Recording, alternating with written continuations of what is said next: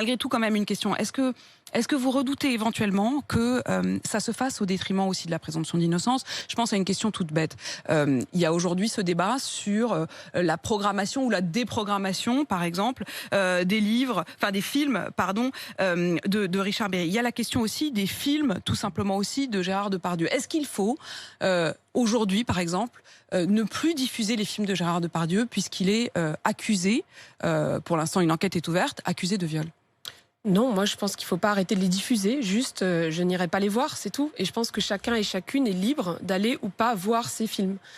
Par exemple, moi je regarde plus les films de Woody Allen, parce qu'à chaque fois je regarde un film de Woody Allen, que j'ai vraiment des films que j'ai beaucoup aimés, hein, en fait je pense aux témoignages des personnes qui déclarent qu'il a été violent avec elles. Et en fait ça m'empêche de voir ce film de manière sympa, quoi. Donc en fait juste j'ai fait ce choix de ne plus regarder ces films. Mais que des gens les diffusent, c'est leur travail, c'est pas mon problème. Mais la liberté doit rester. Mais chacun et chacune peut diffuser ce qu'il veut ou faire ce qu'il veut. Simplement, on a aussi, nous, le droit, la liberté, c'est aussi la liberté de dire « je ne veux plus regarder ces films, je n'ai plus envie de voir ce monsieur à la télévision ». Caroline de Haas, il y a aussi la question de l'égalité salariale, l'égalité au travail des hommes et des femmes. Ça s'améliore, mais c'est extrêmement lent, il faut quand même le dire.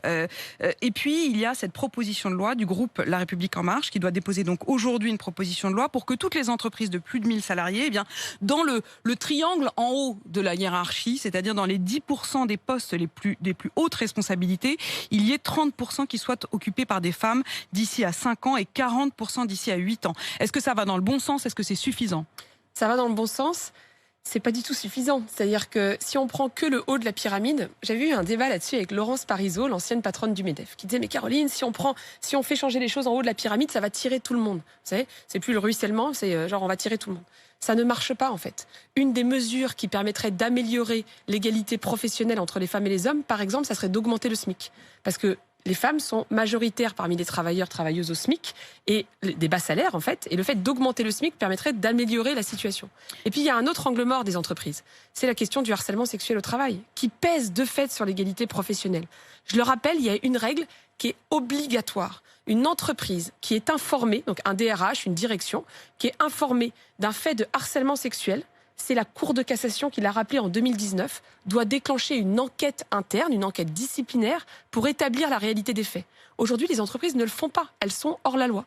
Caroline de Haas, vous avez été secrétaire générale de l'UNEF, ce syndicat étudiant. Vous avez vu la campagne de dénonciation de professeurs à Sciences Po Grenoble. L'UNEF Grenoble a publié la photo d'un collage avec le nom de ses professeurs avant de retirer son tweet. Est-ce que cette UNEF-là, qui dit l'islamophobie tue et qui met le nom de professeur en pâture, est-ce que cette UNEF-là, vous vous y reconnaissez encore? Alors moi, je me reconnais dans le fait que l'antisémitisme, l'islamophobie ou le racisme, comme le sexisme en fait, tuent aujourd'hui dans le monde et en France.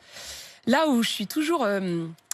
C'est pas en fait, l'islamisme je ne sais pas comment faire sur la question des noms. Parce que moi, j'ai toujours tenu le fait, par exemple, de ne pas poster de noms de personnes sur les réseaux sociaux.